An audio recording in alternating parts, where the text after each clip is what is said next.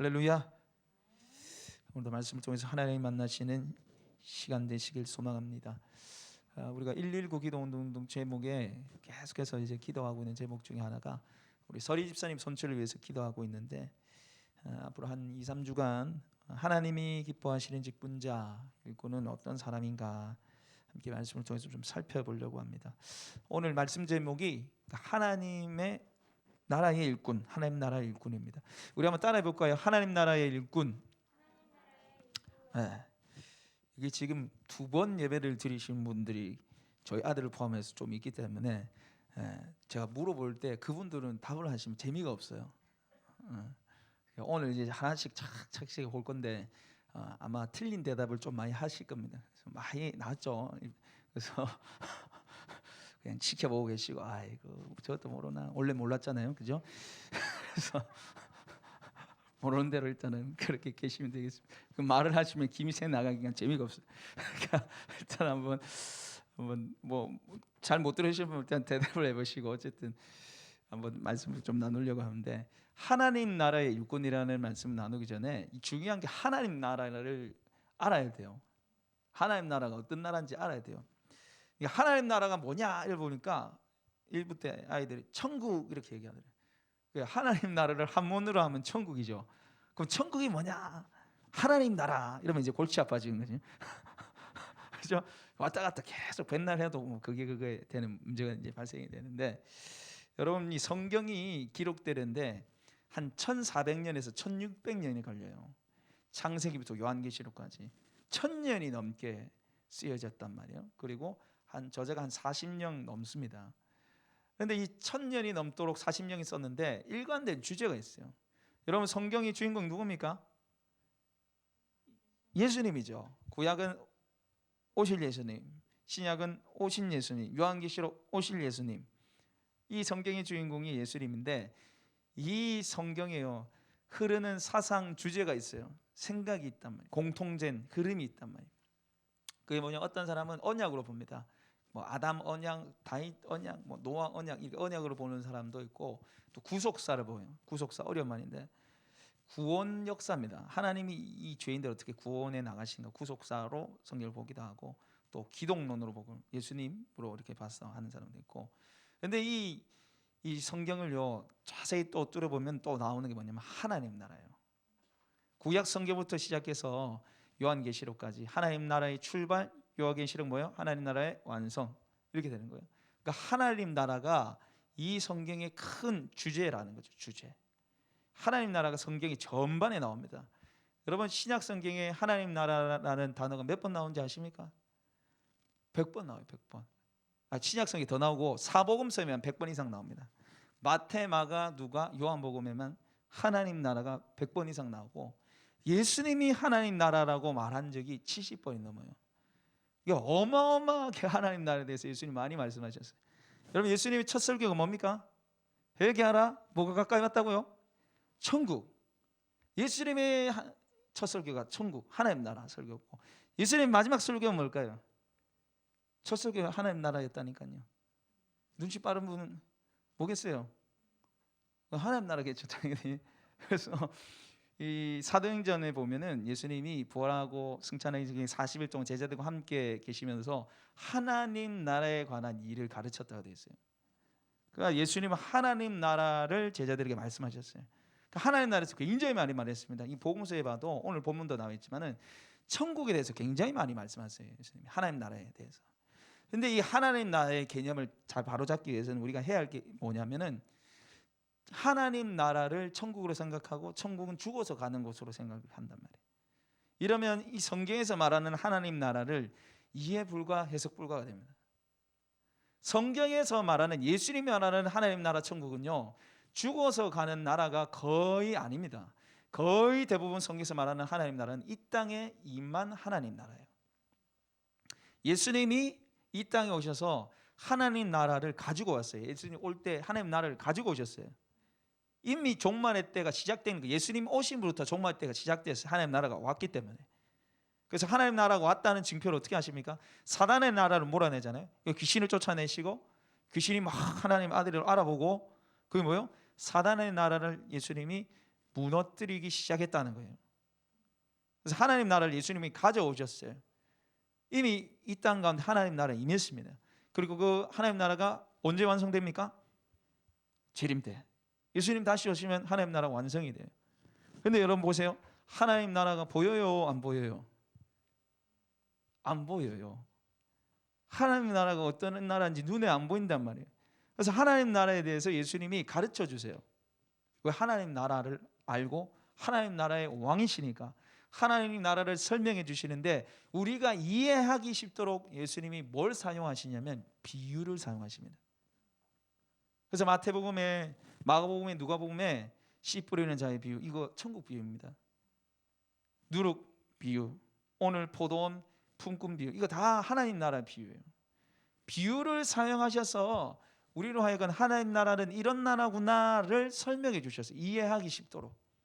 그래서 오늘 이 말씀이 이제 하나님 나라에 대한 비유인데, 오늘 말씀을 통해서 하나님 나라를 아시고 하나님 나라에 부름받은 하나님이 기뻐하시는 일꾼으로 세움받는 저와 여러분 되시길 소망합니다. 그래서 첫째로, 하나님 나라의 일꾼은 자신을 기억하지 않고 자신을 드러내지 않아요. 자기를 기억하면서 자기를 드러내는 사람은 하나님 나라의 일꾼에 합당하지 않습니다. 여러분, 오늘 본문 말씀에 이제 쭉 볼 텐데요, 자세히 보셔야 돼요. 공부하듯이 보셔야 돼요. 그래야지 이 말씀이 이해가 돼요. 집중해서 한번 잘 따라오시기 바랍니다. 여러분, 오늘 이 20장 말씀이 포도원 품꾼 비유라고 그래요. 포도원 품꾼 비유. 근데 사실은요, 이게 이 비유 제목이 틀렸어요. 오늘 20장 위에 한번 보십시오. 그 위에 소제목으로 뭐라 되어 있습니까? 검은 글씨로 포도원 품꾼들 되어 있잖아요. 이거 이렇게 하면 안 돼요. 포도원 품꾼들이 아니라 포도원 주인이라 해야 됩니다. 자, 왜 그러냐면 1절 말씀 같이 한번 읽어보겠습니다. 시작. 천국은 마치 품꾼을 얻어 포도원에 들여보내려고 이른 아침에 나간 집주인과 같으니.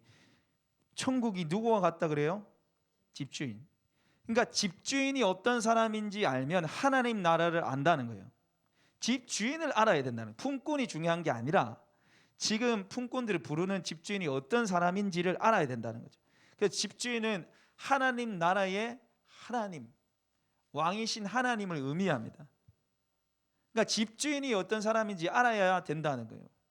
근데 여러분, 이 품꾼들을 이 집주인이 부르기 시작합니다. 총 5명의 일꾼들이 나오는데, 여러분, 첫 번째 부름받는 사람이 몇 시에 부름받죠? 제3시인가요? 네, 이렇게 나와야지 이게 설교가 재밌어지죠. 그죠? 몇 시에 부름받았습니까? 이른 아침이죠. 이른 아침, 그죠? 1절 같이 한번 읽어보겠습니다. 다시 시작. 천국은 마치 품꾼 얻어 포도원에 들여보내려고 이른 아침에 나간 집주인과 같으니. 야, 이른 아침도 사실은 찾아내기 힘든 거예요. 그렇죠? 이른 아침, 이게 몇 시냐면은 오전 6시입니다. 자, 유대인들은 오전 6시부터 저녁 6시까지 일했어요. 12시간 일을 했습니다. 이른 아침에 나갔다는 것은 오전 6시에 포도원에 일할 일꾼들을 부르러 갔단 말이에요. 근데 부르러 가면서 임금을 약속을 하는데 얼마 주겠다 합니까?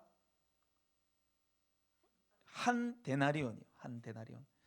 여러분, 우리가 이제 이 한 데나리온을 생각할 때 그냥 하루 일당쯤 된다 생각했는데 사실 그렇지 않습니다. 이 시대의 한 데나리온은 로마 집주인 밑에서 정규직으로 일하는 사람들의 품삯이에요. 그러니까 우리로 치면 정규직 일당이란 말이에요. 그럼 포도원 일꾼들은 한 데나리온을 받겠어요, 못 받겠어요? 원래는 못 받는 사람, 비정규직이잖아요, 이 사람. 한 데나리온 받을 수 없는 사람이에요. 그러니까 한 데나리온 자체가 많이 주는 겁니다. 굉장히 많이 주는 거예요. 그래서 이른 아침에 오전 6시에 가가지고 한 사람 불러가지고 그 무리들을 불러가지고 데려가면서 한 데나리온 주겠다 우리 약속합니다. 총 5명의 일꾼이 나온다 그러는데, 여러분 이해하기 쉽도록 기준을 품삯과 시간으로 잡아서 세 분류로 좀 나눠볼게요. 자, 제일 처음은 6시 한 데나리온, 그죠? 그 다음에 부름받는 사람 몇 시입니까? 제3시. 제3시는요, 이게 이제 성경에 나오는 시간은 보통 대다수의 경우는 플러스 6하면 우리 시간이 돼요. 그럼 제3시 플러스 6하면 몇 시입니까? 9시. 그 다음 또 몇 시에 불러가죠?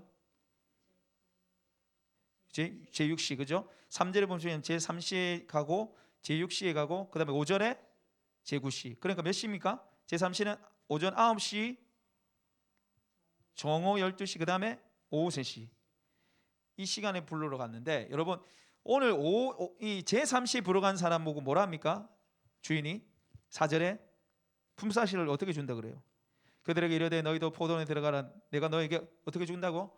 상당하게 주리라. 품삯이 얼마라고요? 상당하게 주리라. 여기서 물어봤어야 되는데 한 데나리온 대답했을 텐데 아깝네. 어쨌든 간에 묻는 타임을 놓쳤빈. 분명히 한 데나리온 했을 거예요. 어쨌든 간에 여러분 오전 9시, 12시, 오후 3시는 얼마예요? 상당하게 주리라. 여러분 이 상당하게 주리라는 거는 원래 너희들이 받는 것보다 많이 주겠다는 거예요. 많이 줄 테니까 와라는 거예요. 자, 이 사람들이 두 번째 분류입니다. 근데 문제는 마지막 사람이에요. 마지막 사람은 몇 시에 부름받았습니까? 제11시예요. 제11시는 몇 시입니까? 오후 5시. 6절에 보십시오. 제11시에도 나가보니 서 있는 사람들이 있는지라 너희는 어찌하여 종일토록 놀고 여기 서 있느냐. 자, 저와 보세요. 주인이 일꾼들을 부를 때 질문을 안 했어요. 그냥 불러가지고 얼마 주겠다고 데려왔죠. 한 대란 약속하고 상당히 주겠다고 데려왔죠. 근데 오후 5시 부른 일꾼은 질문합니다. 왜 여기 있냐고. 여러분 오후 5시면 몇 시간 일해요? 딱 1시간밖에 못 일한단 말이에요. 근데 이 사람들 보고 오후 5시에 가가지고 왜 여기서 일하고 있어? 그러니까 대답이 뭐예요? 7절 읽겠습니다. 시작. 이르되 우리를 품꾼을 쓰는 이가 없으니이다. 이르되 너희도 포도원으로 들어가라 하니라. 아멘. 우리를 써주는 사람이 없다는 거예요. 일하고 싶은데 일 못한다는 거죠. 일을 너무너무 하고 싶은데 우리를 불러서 쓰는 사람이 없어서 그냥 이렇게 놀고 있습니다라는 거예요. 그런데 이 주인이 데려가서 일을 시킵니다. 근데 문제는요, 이게 집주인이 어떻게 품삯을 주느냐예요. 이게 오늘 비유의 핵심입니다. 제가 이 천국은 누가 같다 그랬어요? 집주인과 같다는 거예요. 집주인과 같다는 거예요. 근데 집주인이 반전을 일으킵니다. 이 시대에 생각지도 못한 일을 행한단 말이에요. 제가 일부에 식스센스를 너희 봤냐 이렇게 얘기하니까 모르더라고. 저 시대는 브루스 윌리스 나오는 그 식스센스 있습니다. 못 봤으면 꼭 보십시오. 아주 재밌습니다. 대반전이 일어나는데 어쨌든 간에 이 주인이요 대반전을 일으키는데 품삯을 어떻게 주냐면은 자, 우리 8절 같이 한번 읽어보겠습니다. 시작. 저물매 포도원 주인이 청지에게 이르되 품꾼들을 불러 나중 온 자로부터 시작하여 먼저 온 자까지 삭슬 주라 하니. 아멘. 여기 보면 맨 나중에 온 사람부터 시작해서 먼저 온 사람을 삭슬 주래요. 여러분 사실은 누구부터 줘야 될 것 같아요?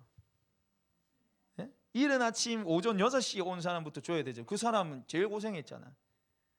그래서 이 사람들 전부 다 보면 가정이 있는 사람일 거야 아마. 그죠? 자녀가 있고 저 자식이 있는데 빨리 가야 되죠. 빨리 가서 주는 게, 빨리 가서 가족들과 함께 있는 게 낫잖아요.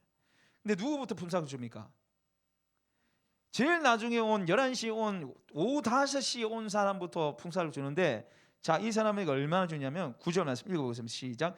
제11시에 온 자들이 와서 한 데나리온씩 받거늘. 자, 저 보세요. 얼마 준 거예요? 한 데나리온. 아니 1시간 일했는데 한 데나리온. 12시간 일해도 한 데나리온이 커요, 작아요? 커요. 제가 노동사 품삯이 아니라 그랬습니다. 그죠? 12시간 일해도 어마어마하게 큰데 1시간 꼴랑 1시간 일했는데 얼마 줬다고요? 한 데나리온 줬단 말이에요.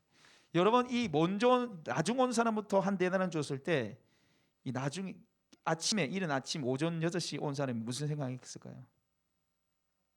네? 대박. 오늘 대박 났네. 뭐 1시간 일했는데 한 데나리온? 나 12시간 일해서 끝났다. 최소 한 10데나리온, 못 줘도 한 7, 8데나리온은 줄 거야. 주인 잘 만났네, 행제했네 막 이러고 있는데 어떻게 합니까 주인이? 하나밖에 안 줘요. 자 보세요. 10절 읽어보겠습니다. 시작. 먼저 온 자들이 와서 더 받을 줄 알았더니 그들도 한 데나리온씩 받은지라.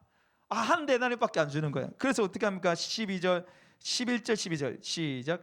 받은 후 집주인을 원망하여 이르되 나중 온 사람들은 1시간밖에 일하지 아니하였거늘 그들을 종일 수고하며 더위를 견딘 우려 갖게 하였나이다. 아멘. 어떻게 합니까? 오늘 11절에 보니까 원망하기 시작하는 거예요. 원망. 저와 여러분이 잘 하는 거, 그 원망, 주님 불평 이뤄내기, 쏟아내기 시작합니다. 그러면서 우리는 종일 더위와 싸우고 떼아플치 일을 했는데 저 한 시간밖에 안 일한 사람, 저 사람한테 저걸 준단 말입니까? 한 대단히 준단 말입니까? 어떻게 우리랑 똑같이 줄 수 있습니까? 이제 주인한테 막 대들기 시작하는 거예요. 대들기 시작하는 거예요. 여러분, 하나님 나라의 일꾼은 어떤 사람이 그랬어요? 자기를 드러내는 사람, 자기를 드러내지 않는 사람이에요. 자기 헌신을 기억하는 사람, 자기 헌신을 기억하지 않는 사람. 여러분, 오늘 이 일꾼은 자기를 기억하고 자기 헌신을 드러내고 있어요. 나는 이렇게 수고했는데, 나는 12시간 일했는데, 아니 쟤한테 어떻게 저럴 수가 있습니까? 똑같이 줄 수 있습니까? 여러분은 하나님은요, 우리의 헌신을 우리가 잊어버리길 원하세요. 할렐루야. 내가 하나님께 한 헌신을 주님은 잊어버리길 원하세요. 누구는 기억해 주시니까? 하나님이 기억해 주시니까 내가 한 일, 내가 한 헌신들을 잊어버리길 원하신다니까. 그래서 마태복음 6장에 보면은 예수님이 구제와 섬김에 대한 산상수훈에 말씀하시면서 오른손이 한 일을 왼손이 모르게 하는. 아니 오른손이 한 일을 어떻게 왼손이 모를 수가 있어요? 응? 몸이 따로 노는 것도 아니고 내가 섬기고 내가 줬는데 어떻게 그걸 몰라요? 잊어버리라는 거예요. 너희들이 구제하고 섬기고 헌신하고 그거 잊어버리라는 거예요. 생각하고 기도하며 생각하며 기억하면서 왜 이렇게 안 해주십니까? 왜 이렇게 안 해주십니까? 하나님께 원망불평하지 말고 그거는 하나님이 해주시는 거니까, 하나님이 주시는 거니까 잊어버리라는 겁니다. 기억하지 말라는 거죠. 우리 현재 은한교회 원로 목사님이신 이한희 목사님께서, 제가 은한교회 6년 정도 있었는데 그때는 저희 그때 담임 목사님이었죠. 근데 이분이 부흥사였어요. 집회를 엄청 많이 나갔습니다. 한 달에 3-4번씩도 막 나가고 엄청 해외도 나가시고 엄청 많이 나가는데, 그러니까 많은 교회에 가서 설교를 하시고 부흥회를 인도하셨던 분이죠. 근데 이분이 교회를 딱 한 군데 갔는데 교회가 딱 70년대 스타일이에요. 70년대 스타일. 예. 교회가 재정이 없는 게 아닌데 교회 안을 완전 옛날로 해놓은 거예요. 옛날에 커튼 몇십 년 된 커튼을 이렇게 해놓고, 강대상도 나무 엄청나게 큰 나무 이렇게 해놓고, 그죠? 이 TV 액정 하나도 없고 막 이래 나간 거예요. 그래서 이한희 목사님이 설교 중에 대놓고 이 안에 좀 리모델링 좀 해라고, 제발 좀 새로 좀 꾸미라고. 왜냐면 이 교회가 재정이 없는 게 아니었거든요. 그러니까 부흥해야겠죠. 어쨌든 재정이 없는 교회가 아닌데 70년대 스타일 해놓은 거예요. 물론 클래식한 게 좋긴 좋죠. 근데 뭐냐면 이게 새가족이 오면은 이게 괴리감이 좀 느껴지는 거예요. 너무 옛날식으로 해놔가지고. 그러니까 새가족 때문이라도 중압감도 있고 막 그러니까 좀 제발 좀 바꿔라 한 거예요. 그래서 그 말씀에 이제 은혜를 받고 목사님하고 장로님이 우리 바꾸자 해서 바꾸려고 한 거예요. 강대상도 바꾸고 TV도 놓고 다 바꿨어요. 근데 딱 하나 못 바꾼 게 있는데 커튼. 몇십 년 된 캐캐 묵은 커튼을 못 바꾼 거예요. 아니 저거 왜 못 바꿉니까? 왜 못 바꿉니까? 그러니까 그 은퇴하신 권사님이 헌물하신 건데 시퍼렇게 살아 계셔가지고 내가 살아있는 동안에는 저거 바꾸면 안 됩니다. 내가 한 겁니다. 저거 내가 한 겁니다. 내가 한 거기 때문에 안 됩니다. 여러분, 우리가 하나님께 드리는 헌물, 헌금, 헌신은요 하나님께 그냥 드리는 거예요. 드리는 순간 하나님께 되는 거예요. 할렐루야. 드리는 순간 하나님 거라니까, 내 게 아니라니까요. 근데 내가 바쳤다고 그거 못 바꾼다고 그러고 있는 거예요. 얼마나 심각해. 내가 하나님과 교회를 헌신했으면, 헌물했으면 그걸로 끝내셔야 됩니다. 그걸 곰탕 끓이는 것처럼 우려 먹고 그래서 요즘 애들이 싫어하는 라떼는 말이야, 응? 반주? 그 맨날 내가 했어. 새벽기도? 아이고 참. 여러분, 신앙생활 잘 못하는 분들 특징이 뭔지 아세요? 네? 과거에는 내가, 옛날에는 내가, 이 소리 하는. 옛날엔 내가 새벽기도 한 번도 안 빠졌어. 옛날엔 내가 주일학교 고사도 했어. 옛날에 내가 모든 예배 다 참여했어. 이 말은 뭐예요? 지금 한다는 말이에요? 안 한다는 말이에요? 지금 안 한다는 말이에요. 안 한단 말이에요. 그거 하면서 내가 지금이라도 얼마든지 다시 할 수 있다는 그 교만을 드러내는 거고, 옛날에 그랬는데 지금 안 해도 괜찮다는 보상 심리를 드러내는 거죠. 여러분, 옛날 신앙생활을 한 거 갖고 우려 먹지 마세요. 제발 좀. 지금 내가 하나님 앞에서 어떻게 살아가고 어떻게 헌신하는가 중요하다는 거죠. 두 번째로 이 사람들의 특징 보면 비교 분석하는 거예요. 비교 분석. 다른 사람하고 자기의 헌신을 막 드러내죠. 내가 더위와 수고를 견디면서 일을 했습니다 하면서 뭐라 얘기합니까? 저 1시간 일한 저 사람하고 어떻게 데나리온 똑같이 줄 수 있냐. 비교를 하는 거예요. 비교. 여러분, 우리가 섬기고 헌신할 때 다른 사람과 비교하시면 안 돼요. 야, 내가 그래도 쟤보다 낫겠지. 신앙생활 한 30년 했고 교사 한 20년 했지. 저 사람 이제 신앙생활 이제 시작하네. 아이고 참, 그래 내가 낫지. 이라는 순간 여러분 16절이 됩니다. 오늘 16절 말씀 같이 한번 읽어보겠습니다. 20장 16절 시작. 이와 같이 나중된 자로서 먼저 되고 먼저 된 자로서 나중되리라. 이게 뭔 말이에요? 내가 더 먼저 됐다 생각하는 그 순간 너 나중된다는 거예요. 다른 사람하고 비교하고 원망 불평하는 순간 내가 제일 꼴찌가 된다는 거예요. 여러분, 이게 하나님 나라 원리입니다. 이게 하나님 나라 원리예요. 다른 사람하고 비교하시면 안 돼요.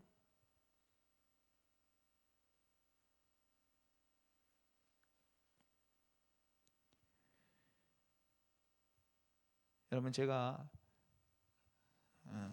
한 형제와 함께 이 교회 섬김 헌신에 대해서 이런저런 얘기를 하면서 제가 얘기한 게 아니라 그 형제가 다 얘기하더라고요. 얘기하면서 뭔 얘기를 하냐면은 나랑 친하면 잘하는 거고 나랑 안 친하면 못하는 겁니다. 딱 그 소리 하더라고요. 교회에서 찬양팀을 하고 교사를 하고 찬양 인도를 하고 뭘 하든 간에 나랑 이 사람이 친하면 그 사람 잘하는 것이고 나랑 안 친하고 나랑 관계가 안 좋으면 못하는 겁니다. 그 소리 하더라고요. 제가 너무 마음이 아프더라고요. 자기가 경험한 거예요. 그거를. 사회생활 하면은 내가 또 외적으로 뭐 학력이 안 되고 뭐 좀 부족해도 실력 있고 능력 있으면 인정해 준다는 거예요. 시간이 지나서 실력이 드러나고 능력이 드러나면 인정해 준다는 거예요. 근데 교회는 절대 안 바뀝니다, 목사님. 그 말 듣고 여러분, 교회 편가르는 거 아니잖아요. 네? 내 편이면 잘하고 네 편이면 못하고. 여러분, 그런 게 어디 있습니까? 그런 게 어디 있습니까? 그러는 순간 꼴찌 되는 거라니까요. 여러분, 오늘 말씀의 핵심 포인트는 제가 누구로 했죠? 집주인이라 했습니다. 집주인이 어떻게 하는지 보십시오. 이 원망 불평하는 이 사람들 비교하면서 자기를 드러내는 이 사람들을 해서 집주인이 뭐라 합니까? 우리 13절 14절 15절 같이 한번 읽어보겠습니다. 시작.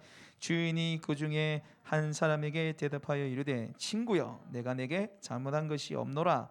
내가 나와 한 데나리오의 약속을 하지 아니하였느냐. 내 것이나 가지고 가라. 나중에 오는 사람에게 너와 같이 주는 것이 내 뜻이니라. 내 것을 가지고 내 뜻대로 할 것이 아니냐. 내가 선함으로 내가 악하게 보느냐. 아멘. 여러분, 이 말씀 보면서 어떤 마음이 드십니까? 뭐 좀 답답한 마음 드십니까? 이거 좀 아닌 것 같은데, 예? 불합리하게 보이고 불공평하게 보입니까? 특히 여러분 15절 말씀 보십시오. 내 것을 가지고 내 뜻대로 할 것이 아니냐. 이 말씀 보면서 역시 하나님은 하나님 마음대로 하셔. 나는 안중에도 없으시지. 그럴 줄 알았어. 여러분, 이런 순간 마귀한테 넘어가는 거예요. 하나님이 창세기 말씀해 보시면 세상 만물을 창조하시고 인간을 창조하시고 그 전에 온갖 좋은 과일, 나무, 열매를 다 만들어 놨잖아요. 예? 수천 수만 그루의 열매들이 있었겠죠. 그 중에 뭐만 딱 하나만 먹지 말라 했죠. 선악을 알게 하는 나무 딱 하나를 먹지 말라 했는데 3장에 뱀이, 사단이 들어간 뱀이 와서 꼬실 때 뭐라 꼬십니까? 동상나무의 열매를 모두 먹지 말라 하더냐. 모두 먹지 말라 하지 않더냐.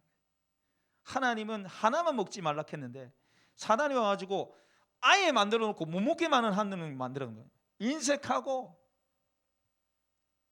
아주 악질 하나님으로 만들어버린 거예요. 그러니까 넘어가는 거예요. 여러분 이 말씀도 마찬가지예요. 역시 하나님 내 것을 가지고 내 뜻대로 할 것이 아니냐. 역시 하나님 마음대로 하시는 하나님, 내 뜻 안 이루어주시는 하나님. 여러분 하나님의 나라는요, 하나님 뜻이 이루어지는 것입니다. 할렐루야. 하나님 뜻이 이루어지는 것이 맞는데 그 하나님 나라는요, 하나님의 행포를 부리는 것이 아니에요. 여러분 오늘 이 비유의 이 말씀 보세요. 15절에 내 것을 가지고 내 뜻대로 할 것이 아니냐. 내가 뭐함으로? 내가 선함으로 내가 악하게 보느냐. 집주인이신 하나님은, 집주인은 하나님은 선하다는 거예요. 자, 왜 선하신 분이냐?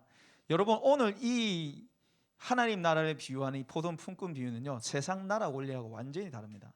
그러니까 이 품꾼 비유가 이해가 안 되는 거예요. 지금 집주인이 이해가 안 되는 거예요. 여러분 오늘 이 품꾼들이 일을 할 수 있었던 이유가 뭡니까? 왜 일을 할 수 있었죠? 왜 데나리온 돈을 받을 수 있었습니까? 주인이 불러줬기 때문에. 아무리 탁월하고 잘나고 능력이 있어도 주인 안 불러주면 끝입니다. 데나리온 못 받아요. 그런 게 어디 있어요?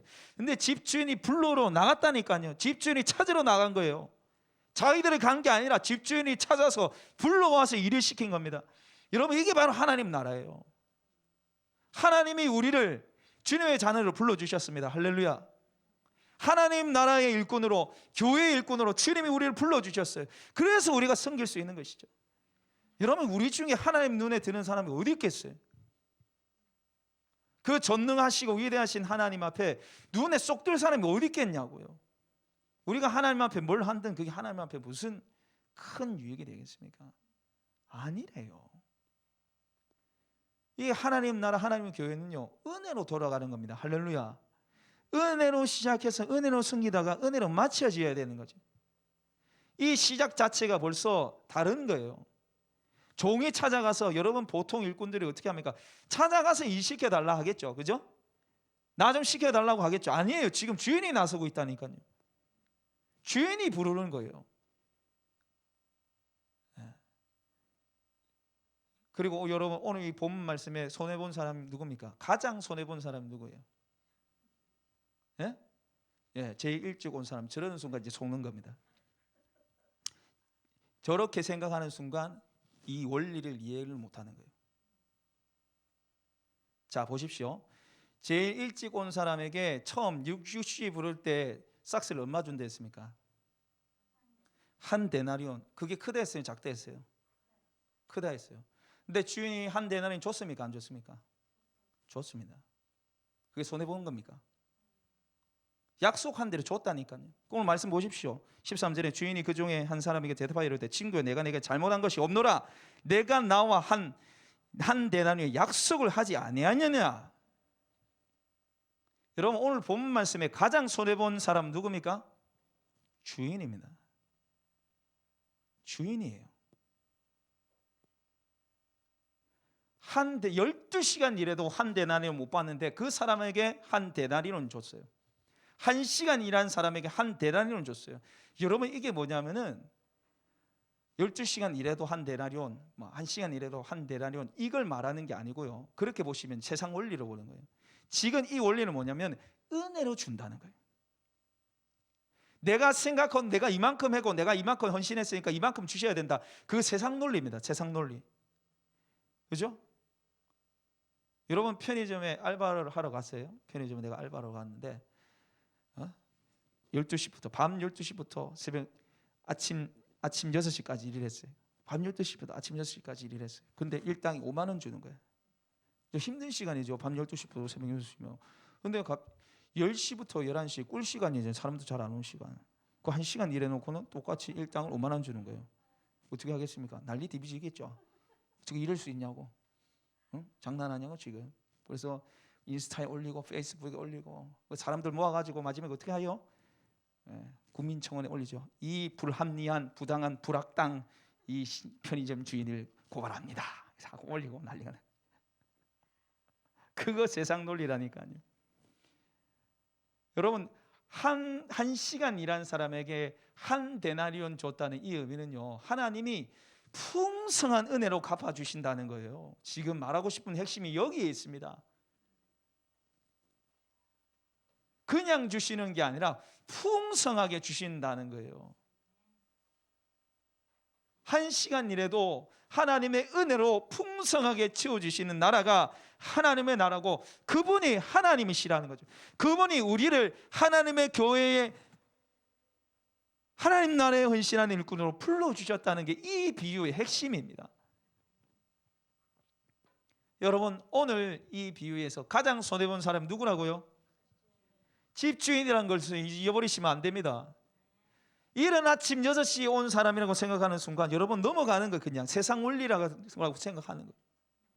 그렇게 생각하시면 안 돼요. 여러분, 그리고 이 집주인을 가장 손해봤는데 이 집주인 누굽니까? 하나님이죠. 저와 여러분을 하나님의 교회와 하나님 나라의 일꾼을 삼으시기 위해서 주님 어떻게 하셨습니까? 하나밖에 없는 아들을 보내셨잖아요. 하나밖에 없는 아들이 십자가에 못 박혀서 죽었잖아요. 그래서 이 죄인을 구원하시고 이 쓸데없는 우리를 통해서 하나님 나라를 이루길 원하시는 겁니다. 이게 집주인이 베풀어 주신 은혜라니까요. 제가 일부 예배 때도 같이 말씀 나눴지만은, 제가 한 30년 지나서 제가 은퇴할 때가 다 돼서 이제 주당교회에 딱 서가지고 성역 30년, 여러분 제가 저기 강영진하고 임진인 자매 저 둘이 앉혀놓고 내가 개척교회를 시작해서 이렇게 했습니다. 여러분, 이러는 순간 맛이 간 거예요. 맛이 완전 간 거예요. 여러분, 제가요 이게 보니까 이게 하나님이 교회를 세우시고 일꾼을 보내시고 제가 너무 감사한데만 한편으로 올라와요. 내가 잘했지, 내가 한 거야. 그게 막 올라와요. 여러분, 제가 은퇴할 때 다 돼가지고 은퇴식에서 내가 이랬다고 저랬다 하는 순간 여러분 말하세요. 포도원 죄! 이러면 제가 네. 죄송합니다 하고 이제 기도를 할 테니까. 여러분, 우리 속에 끊임없이 올라와요. 내가 한 거, 내가 헌신한 거. 그런데 여러분, 내가 한 거, 내가 헌신한 거 이전에 주님이 하신 겁니다. 주님이 부르신 거예요. 그래서 우리가 섬긴 거 잊어버리셔야 돼요. 잊어버리시고 하나님의 은혜를 기억하십시오. 부르신 주의 은혜를 여러분 기억하시기 바랍니다. 사랑하는 여러분, 하나님께서 우리 주안의 교회에 직분자를 세우고자 하십니다. 헌신할 집사님을 구하시고자 하세요. 여러분, 교회를 섬기고 교회를 사가면서 잊지 말아야 할 한 가지, 여러분 헌신하면서 잊지 말아야 할 한 가지, 우리가 주의 은혜로 부름받았다는 것입니다. 그리고 주의 은혜로 섬긴다는 것이죠.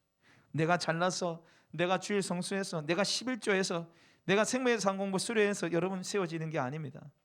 여러분, 제가 말씀 준비하면서 고민했어요. 하나님, 직분자는 은혜로 부름받는 자들인데 제가 이거 뭐 내밀어도 됩니까? 제가 내밀어도 됩니까? 이 기준 내밀어도 됩니까? 그 생각이 제 안에 찾아오는 거예요. 그러나 교회 앞에 모범이 돼야 되고, 사람이 어떻게 알겠어요? 이 사람이 정말 은혜로 섬기는 사람인지 아닌지 모르겠어요. 어떻게 알겠어요? 다만 제가 말씀을 통해서 은혜로 섬겨야 된다는 걸 가르쳐야죠. 말씀을 나누고 은혜로 섬길 수 있도록 제가 도와야죠. 여러분, 잊지 마십시오. 우리가 섬기는 모든 것이 주의 은혜입니다. 주의 은혜입니다. 여러분, 하나님이 은혜로 안 부르셨다면 우리 섬길 수 있겠습니까? 하나님이 은혜로 상금 안 주시면 우리 상금 있겠습니까? 일거수일투족을 아시고 내 마음을 아시는데 내가 얼마나 충성되지 못했는지 주님 다 알고 계신데 거기 상급이 어디 있어요? 잘리는 거죠. 아니, 심판이죠. 바로 주님의 은혜입니다. 여러분, 주님이 은혜로 부름받고 주님의 은혜로 섬기는 줄 알고 그 은혜 가운데 여러분 오늘 이 오후 5시에 일꾼 되시길 바랍니다. 아무것도 아닌 인생 누가 쳐다보지도 않잖아요. 근데 그 인생을 주님이 나를 구원해서 써주잖아요. 여러분 오후 5시에 온 일꾼이 아무 말도 못하는 거죠. 일꾼은 돈 얼마, 왜 나한테 돈 얘기 안 해주십니까? 말할 게 어디 있어요? 한 시간밖에 일 못하고 사람들이 찾지도 않은 사람들이었는데 말할 수 있는 뭐 있어요? 여러분 우리가 그런 사람이라니까요. 내가 오후 5시에 부름받은 일꾼이에요. 그리고 그런 나를 주님이 사용하셨습니다.